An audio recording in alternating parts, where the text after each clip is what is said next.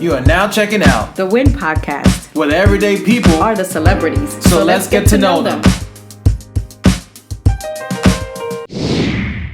I am someone who wears many hats. I'm a mother. I am a wife. I am a singer. I'm a songwriter. I've dibble-dabbled in acting and dancing. A musical theater nerd.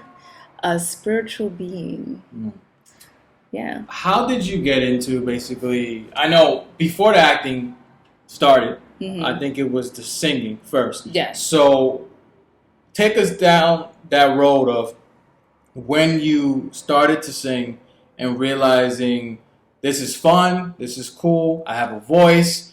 You know, what was that whole journey for you in the beginning with that? Okay. Well, actually, I started singing when I was about 3. And I have like pictures of me singing with the chicken bone in my hand. The chicken bone was my microphone. Of course, being extra black with the chicken bone. But anyway, and you know, my parents sang. They used to like compete in talent shows and things like that. So they both sang. And what was really interesting about them, they would do these duets, and you know, like those 70s soul songs where like the men would sing falsetto. So my dad would sing falsetto and my mom would sing like the lower voice. And like they would harmonize, they would sing all the time. There was always music playing. So that's so funny. There you go. I didn't know that part. That I mean, I would imagine that they had some musical capability, but I didn't know that there was like the duets. You know what I'm saying? Doing duets in the house and stuff like that. So musical was already a big part of your household and your upbringing.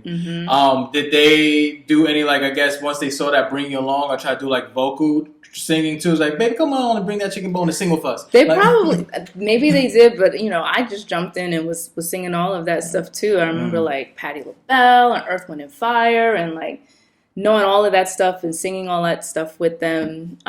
We were based in a military base in Germany. Okay. So when I was little, my father was in the army, and so they would send tapes to, instead of like letters, we would send tapes back and forth. So like they would tape us singing or talking or whatever instead of writing a letter, and then like it would come back as a tape like of, you know, my uncles or my aunt or whoever, like, you know, corresponding through cassette tapes. So they were singing, basically singing like the stuff throughout the day or whatever, like or like anything of like anything. Wow, that's awesome. Yeah. So and then it's always been there. You was part of that as well, sending these things, like tapes, recording these mixtapes. But I mean, there would be a lot of speaking too, you know, like they would just talk.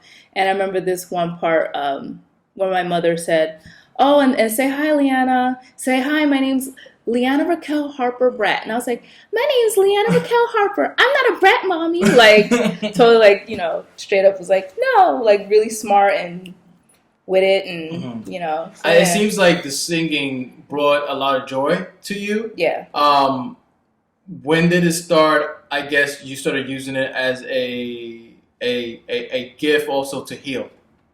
I started, let's say, I guess professionally, so to say, like doing stuff on stage when I was about 8. Yeah, I want to say it was about 7 or 8 years old. My grandmother had enrolled me into a musical theater school. Like first I started taking just dance, and then it became musical theater camp, and I went there for many years.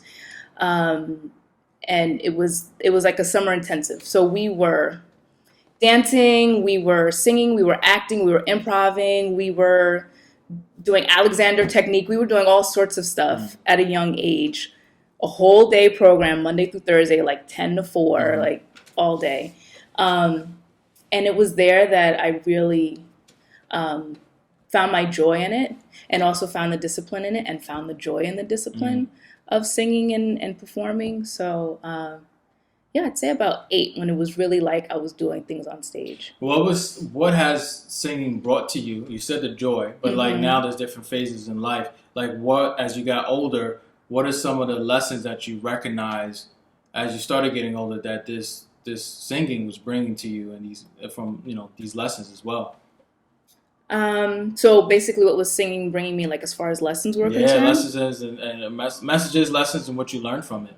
I mean, you have to, one, because your body is the instrument, you really have to take care of yourself. And I realized that you know, if I'm performing and I'm not having my water, I'm not getting my rest, like I'm not getting the 100%. I realized that, you know, it's one thing to sing a song, but it's another to relate to the song. So I learned a lot of lessons about like what is right for me and what do I want to sing and what topics do I want to sing about, what topics make sense for me to sing about. You know, just kind of learning and growing with it, I guess, so to say. Now that's like I think the technical side. But now if we touch within, what was it really bringing? What was the lessons it was bringing to you inside? Whether you was going through, I don't know, heartbreak or depression, or maybe like, you know, I need to vent out. You know, did it ever bring you lessons like to be comfortable with yourself, or to be patient, or maybe never give up? Courage. Courage, I'd say, is the biggest word. Because there are many times where I am scared to death to sing. And pushing through that and building that courage within myself to do that. And, you know, even being creative with doing that and writing. Yeah, definitely like being courageous, getting over your fear, getting over yourself. Because a lot of times, you know, you get in your own way, mentally get in your own way, being like, nah, I can't do that.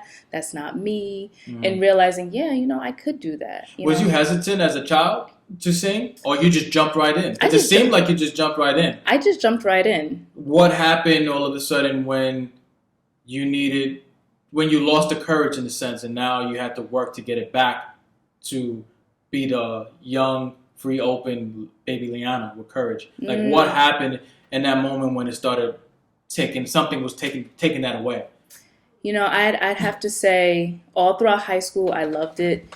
I went to a conservatory program, and anybody who's ever been to a conservatory program, you just realize like they just break you down. They really make you feel like shit.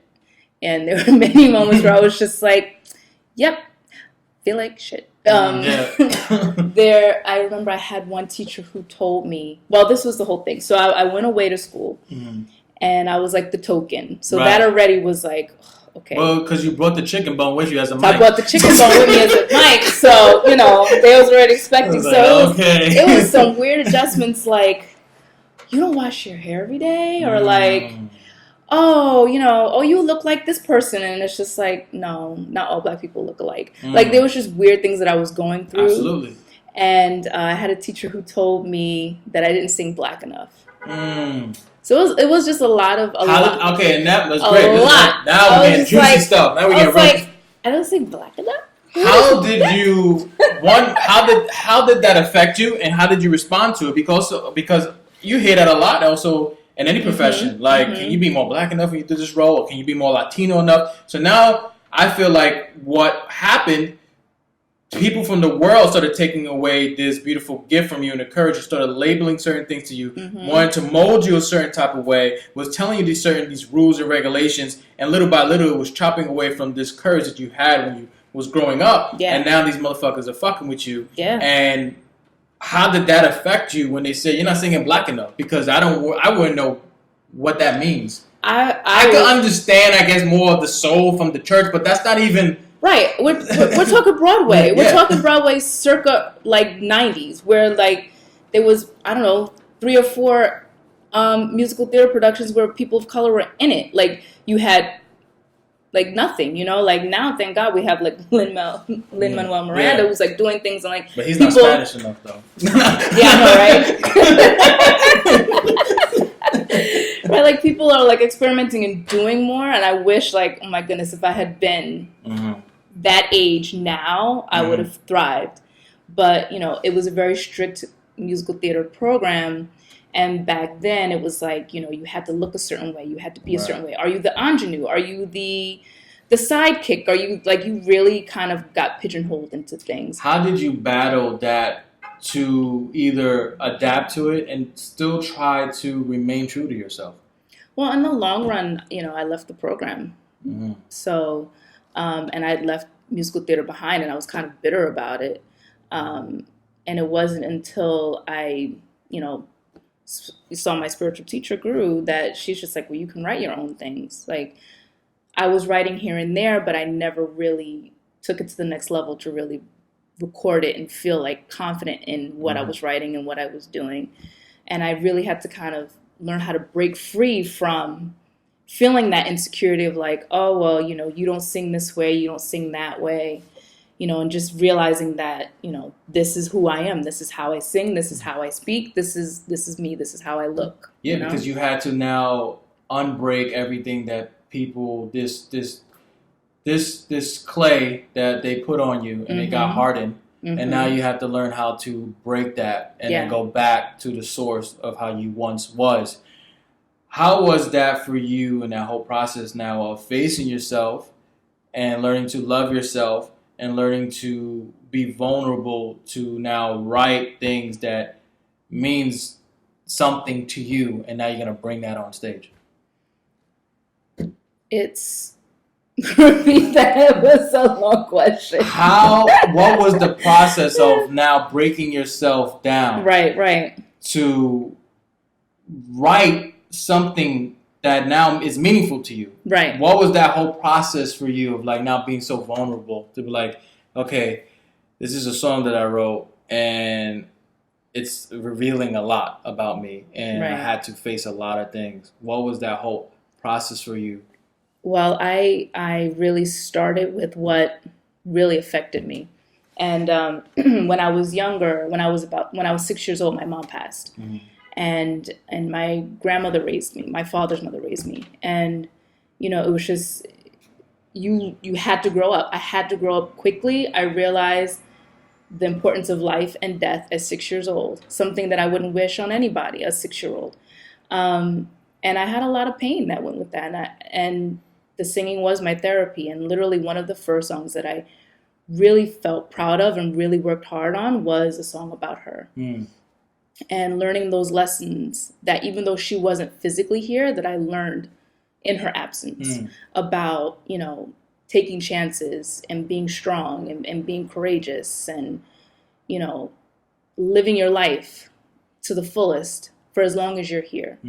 And, you know, I had to learn that. And I learned that early on with her. How did it feel once you got that out on paper first? Oh my gosh, it was amazing. It was so cathartic. I cried, I laughed, I wrote, I would write and then I'd write stuff on the corner and then, you know, at the time I had a piano, so I was playing around with different feelings of chords that I wanted and it all just really flowed really naturally. And it's so funny because you did two things in that process. One, accepted and learned from a lot of those things that happened to that tragic, but also it's a callback that what you guys used to do, send stuff to each other. You sent her a audio message to her, and also you also wrote her a letter as well at the same time. So wherever she is spiritually, she hears it, just like what you guys used to do all the time. That's very true. So that's what I connected to right now. Is like that's what you pretty much did. Yeah. Your grandmother also played a big role in raising you, and correct me if I'm wrong. She also took you to like plays and stuff. She was. I don't know if she was creative, but she was involved a lot into the molding of like, well, we're gonna take you here to watch this creative stuff. Correct? Yes, very. How did that help you out? Because like here you are having this tragic thing, right, where your mom passed, and your mom and dad were pretty much the creative bones as well. And now your grandmother, I don't know if she was a singer, but she had to almost carry the torch of like, well, I got to make sure she still does creative stuff. Right. How was that? How did that impact you as well? I always tell anyone, like, if it wasn't for her, I would not be here, because she literally set the path and was like, okay, here's dance. A client of mine told me about this school.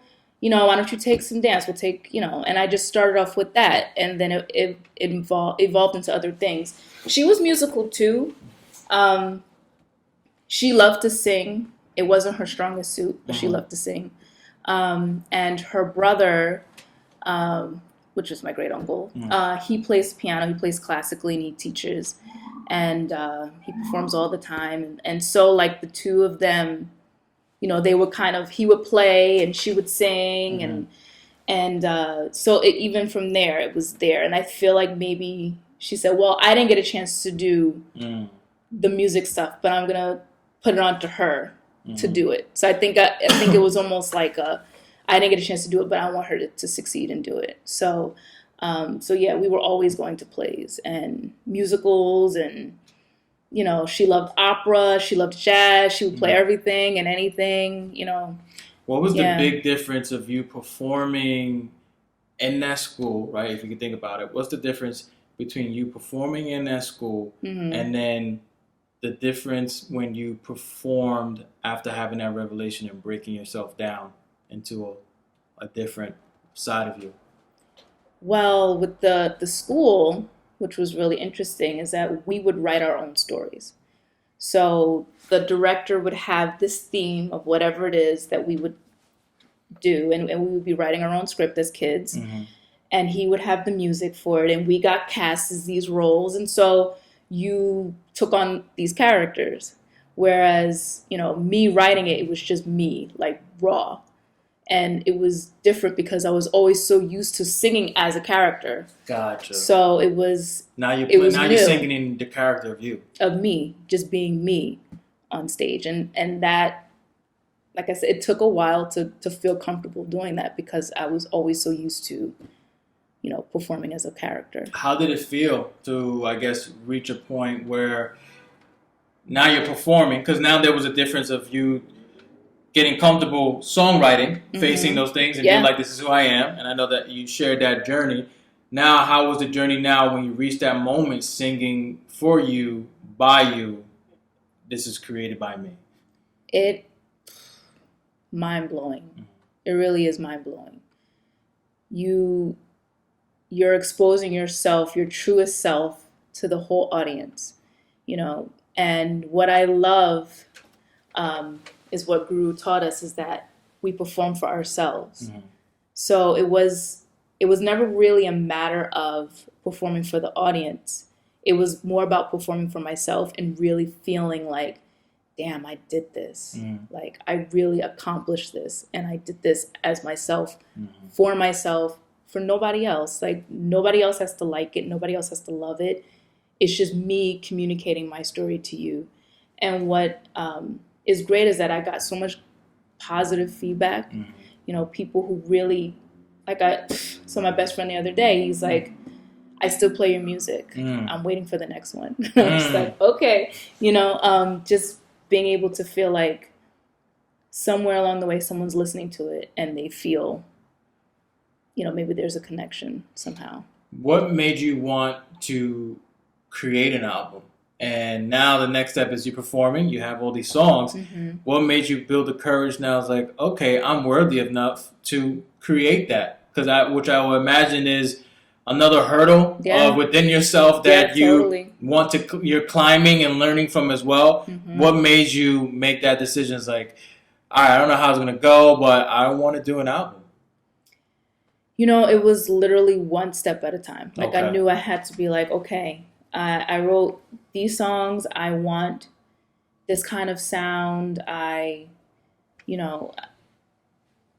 going through my own tribulations in that sense of finding what feels right, and actually also like speaking my mind to the musicians and being like, what, I actually want this, I want that, and being comfortable communicating that was a hurdle for me because I've always been very quiet and reserved, and and I had to just be vocal about the things that I wanted to do and the things that I wanted to hear.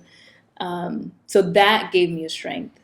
And just, constantly trying to be creative and not feel married to this melody, hearing something and being like, yeah, you know what, I could do this. Like learning how to be flexible, even though you've written something, but learning how to be flexible and be in the moment. Because sometimes you may sing something or write something and go, damn, that was better than the other. Or like, I'm right here with it. I'm so connected. This is it. This is the take. Or how do you deal with the fears and doubt that comes with the performing or creating in general, and when you're not really like feeling it? Like what as an artist for you, what are certain things that you had to do to get over those moments?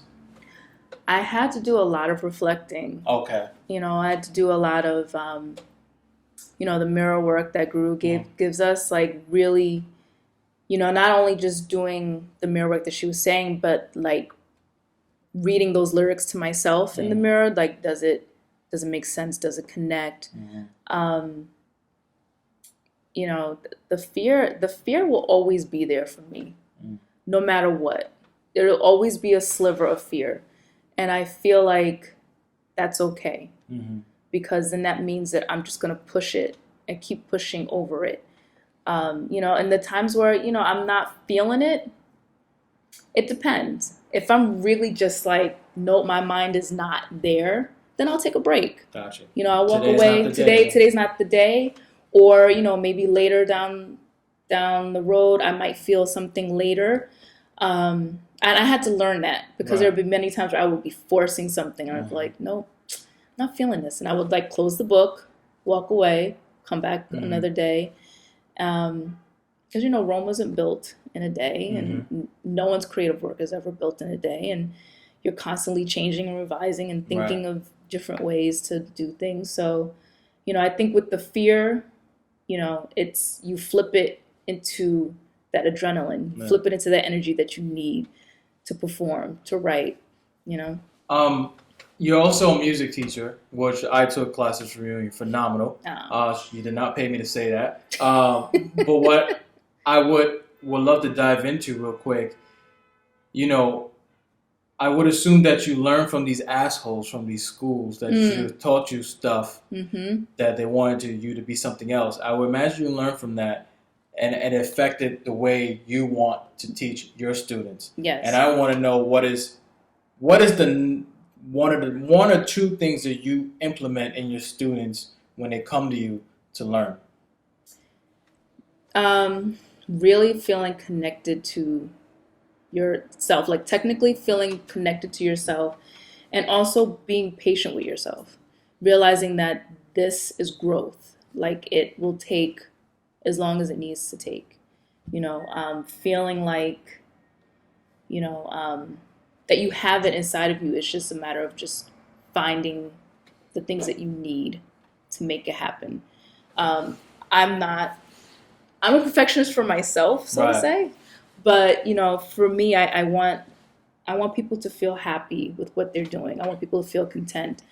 And a lot of times, we would be working on something and I'd say, like, stop. Why are you singing that? Like, I really want you to connect to why you're singing that. It's not about singing pretty.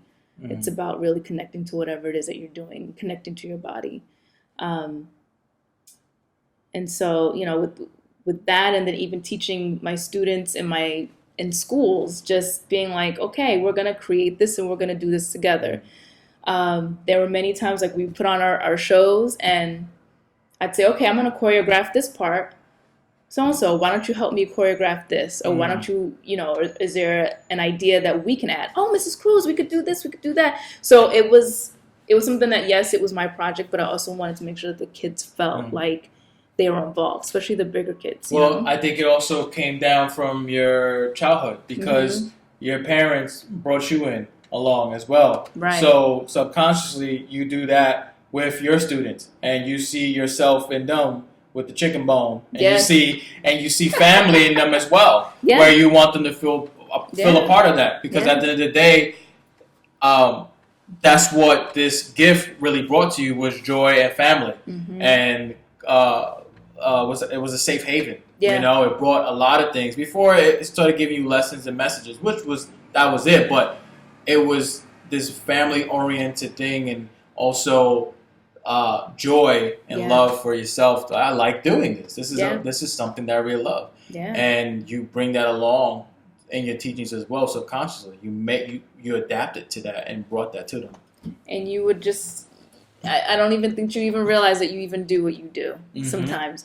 I feel like when you start to force that feeling, then it comes off. Right. Because they didn't force it too. Your parents like, bitch, you gonna sing right now with us. You gonna sing the high note. I'm gonna sing it and say, like, this is not fun. Because they try to do that. and in school. And that's when you was like, this is horrible. This. I don't like this. No, I don't mind rules and techniques, but you're deteriorating who and what I am right now, and I don't like that. No, not at all. I think being an artist is vulnerable in itself. So why not try to build that person up? Try to help them with, the technique stuff in a way that is helpful for them, in a way that works for them. Yeah. Because I think the issue with some conservatories, because I don't want to get backlash or whatever, but I think the issue with a lot of these places that are like schools for whatever, they have this one size fits all. And you can't do it. Like, you really just can't do it. You really have to be able to tailor it to the artist. Like, yeah. So you've been doing this for so long, and I want to know, you had your ups, your downs, your moments where it was quiet. I want to know, how did you get comfortable with your success? Because success, when you think of anything artistically or singing, you think of Grammys, you think of platinum albums, you think of $1 million, you think of the highest thing before you actually think about the grind and what it takes. And I know that's in everybody's head, because that's what, this society and people, it's natural to think those things. Man, I wonder if I could ever meet this person, do a song with them, or even be on that scale. When did you start getting comfortable with the idea that if the success that I have is singing in these clubs and teaching, that's great. That's fine. Would I love a Grammy? Yeah, it'd be pretty cool. But I'm not doing this for a Grammy, or I'm not doing this for all the famous stuff that comes with it. Doing this for me. When did you start getting comfortable? And I think that comes with growth as an artist, when they start being realistic with self. Not that they're downplayed in dreams, but they're being realistic, that they need to realize this success that I'm doing now it's success. Exactly. When did you start feeling that? Well, I have to give credit where it's due to our spiritual teacher. Like, she has taught all of us that success is what you make it. It's not that you have to be out there in the world, everybody knowing your face, everybody knowing your name. It's about your legacy and what you leave behind.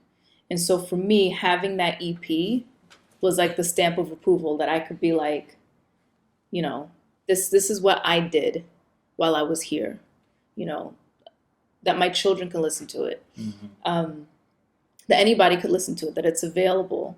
And that's success.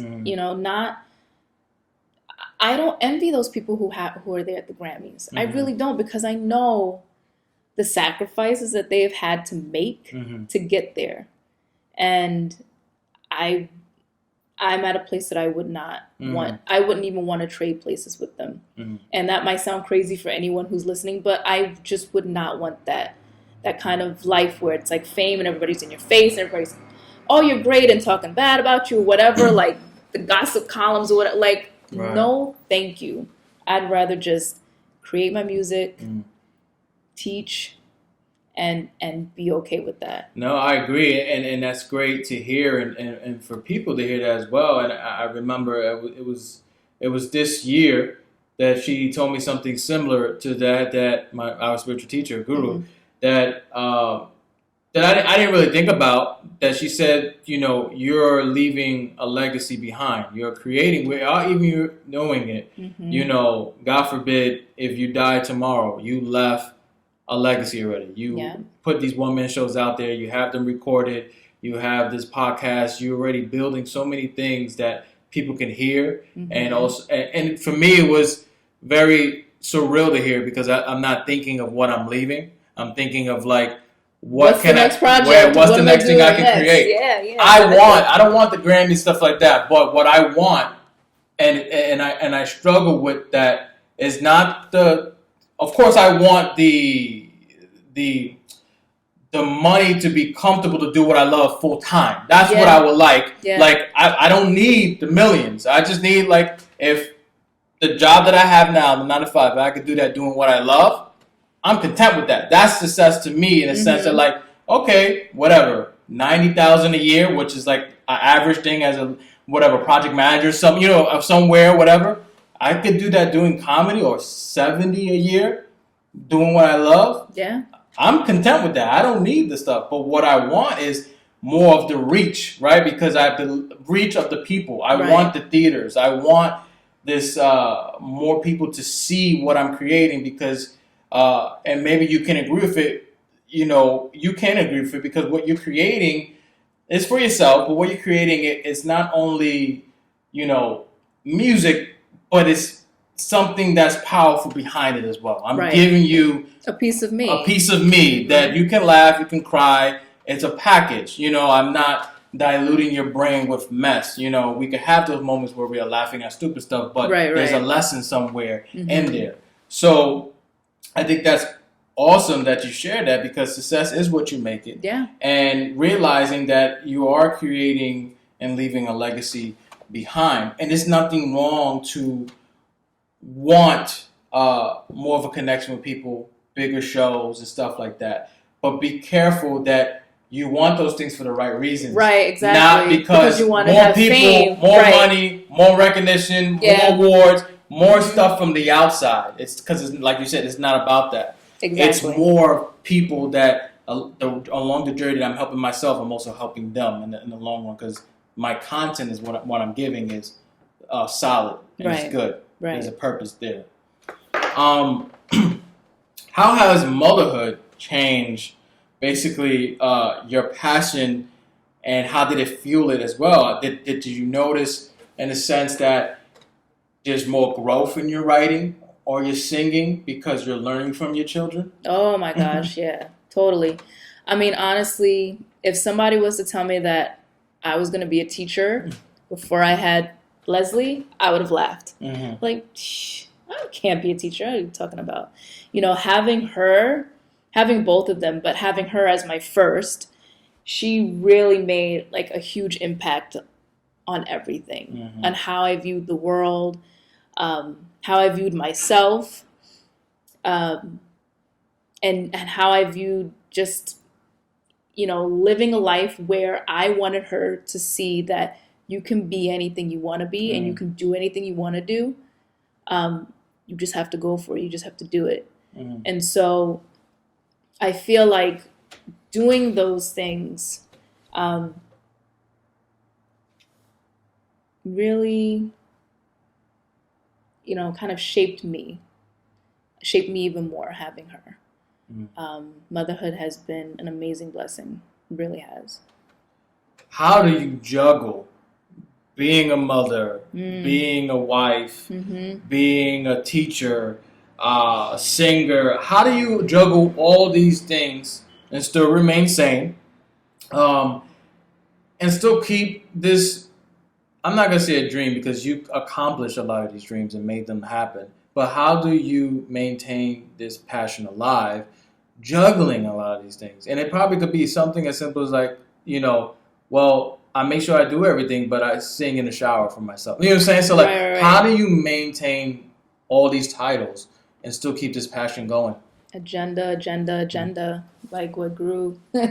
She's gonna be like, she's not paying me to say all this. But really, like keeping your time organized as much as you can. As much as a mother can. Right. Really just being like, okay, well, on these days, like there's certain days where it's like me time. And Leslie's in school, Elias is in daycare, and like I'm doing what I have to do for myself. And also making sure, you know, that I can get her from school and take, you know, so you are juggling those responsibilities, but just really carving out those times where you're going to be creative. And even carving out those times where it's like, nope, I need a massage today. Like that's going to happen today. And big ups to my husband because he's definitely pushing me to do more of those me times. Because, you know, I think as a mom, you get this story spoon-fed to you from generation to generation that you have to be like selfless, that you have to do everything for your children, that you know, how dare you, you know, go on a vacation without your kids, how dare you drop them off at the babysitter, go get your nails done, how, like, you know, it's kind of like human. You know, like I really learned that I have to, like, because sometimes that comes into my brain and then I'm like, wait, stop, like I have to do these things for myself or else. You know what's so funny is like I am not gonna be. I'm not gonna be a good mom. Like I'm not gonna be a good person because I'm gonna be pissed if I don't. Right. Like I'm gonna be tired. It's so funny because I can relate and I can understand, and I know my wife too. But even still now, being a father, I still look at those like, no, I still need me time, and I don't feel guilty at all if my daughter is like if I play on Tuesday to do something and my wife has to be away. I'm not feeling guilty at all. It's like, because before you came, I love myself and I love my me time and I need my me time because I know if I don't get those times, how I turned out to be. So it's like, it is crucial to have those things. You got to remember that before they came, that you love these things, and you don't. First of all, they're not asking you to take those things away from you, but you have to remind yourself and not feel guilty. Yeah, like you said, and it is tough, but I think once the guilt is away, you start enjoying it. Like, you know what, I really deserve this. I was like, no. I need that time. So yeah, lately I've been home more, so it's, you know, juggling that of being home, which I thought was going to be like easy breezy. And I'm like, no, not quite easy breezy. Cause like a 2-year-old is still a 2-year-old and they're still like nonstop, especially if it's a little boy. Like, wow, my son is nonstop. But just, you know, still making sure that that's there, those breaks. It shows that you had powerful women that taught you so many things. And you shared a lot about guru, a spiritual teacher, and your mom and grandma. I want to go back real quick.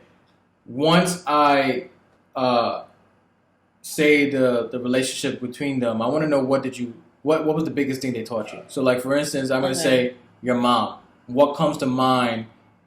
The one something that sticks to you to this day that she taught you. Life is short. Your grandma.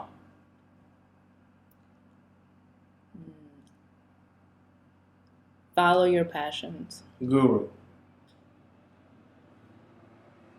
You are your best friend. That's dope.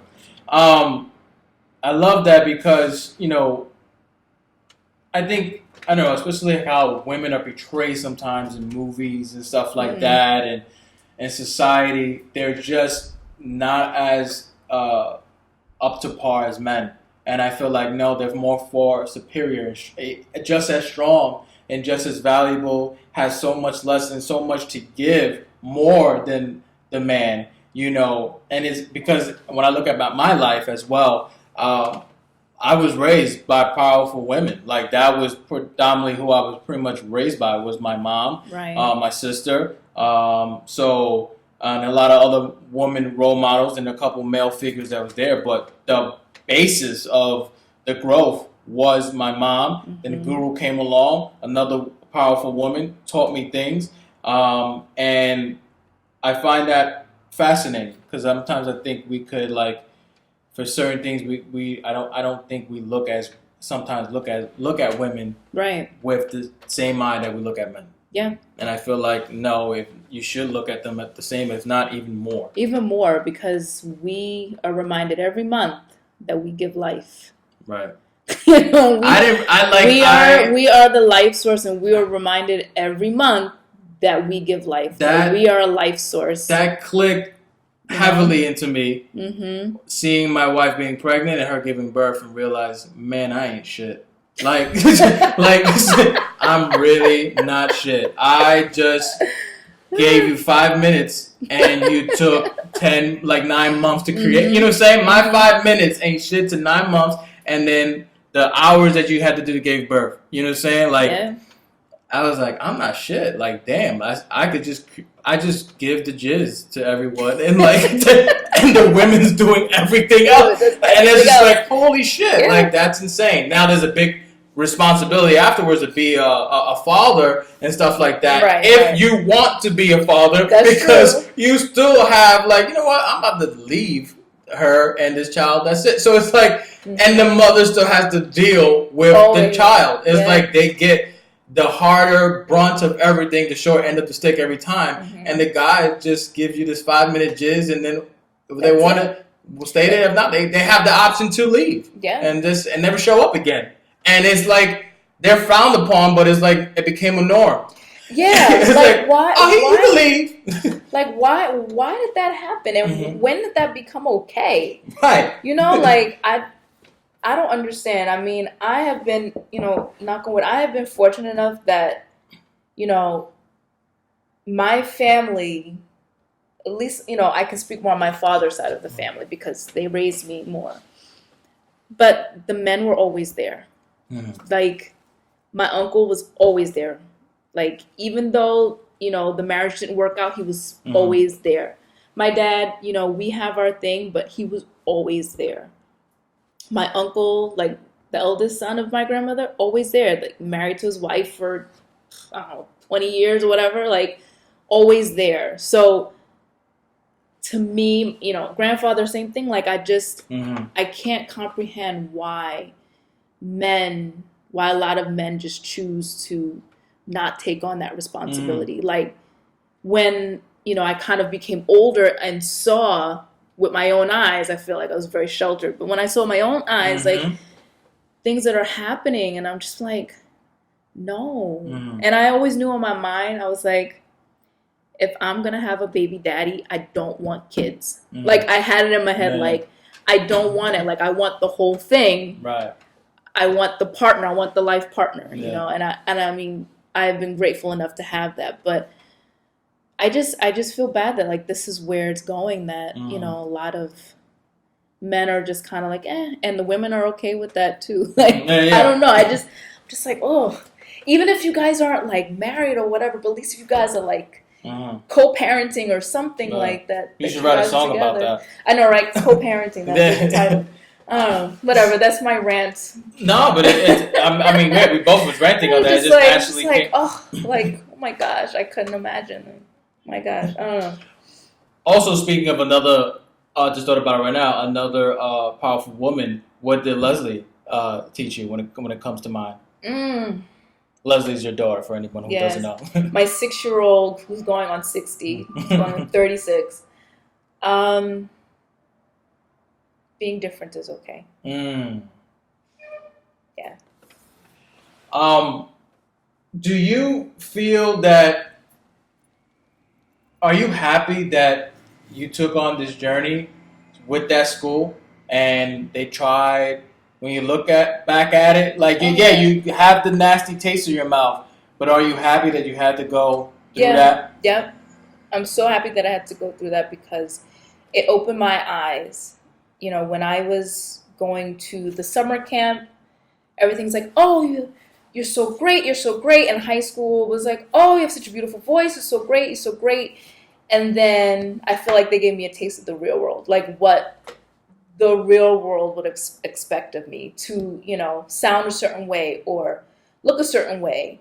Oh my gosh, body images up the wazoo, all the girls, so it was like, like everyone was always dieting or whatever, like just, seeing that and going, ooh, I don't know if this is for me. I'm not built for this. Like, I'm okay with rejection in a way that's respectful, but I'm not built for this, to be talked to any kind of way. Like, I've just never experienced that before from teachers. So to me, it was just like, how do you teach like that? Like, how do you tell me, some of the things like, do that again. It's like, well, can you give me a note as to how I can improve? Like little things like just, like being good teachers. Like, I don't understand. If you had an abundance of free time, if I put you on an island, no kids, no husband, right? But there's a studio and there's a piano. What do you think would be something you create? I'd create my own musical. Maybe my own one-woman show musical. Yeah, that's what I would do. Because it's something that I've been like dreaming about, but not quite sure how to approach it. I have to talk to you about it because you're the one man show master. No, that's what people have been saying, and I was like, I'm still figuring this shit out. But that's what I would do. I would create something where it was like a piece of art that told a story throughout. Well, if you've been dreaming it, I think you should start taking the steps to do it little by little. Yeah. And you know more than me that little by little, just writing in the notes and creating it. I think it's going to take you right. So the first phase when you met Guru, you had to go back to the beginning and take this clay and break it apart because it was hardened. I think you got to do that now again to this new phase of yourself.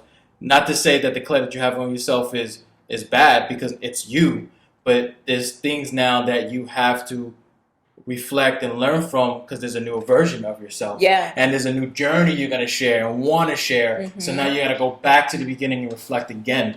Yeah. Because there's a new phase that bloomed. Mm-hmm. New life experiences. Right. Yeah. So, Voice, we got to know you. You shared a lot about your life, which I appreciate. Yeah, and now we're going to go to the first segment of this interview. And the first segment is called Let's Look Inside. Okay. And the first question for that segment is, what in life is beautiful to you? My children. Perfect. Second question is, if we can push the brakes on your life right now, what is something you could pay more attention to in your life?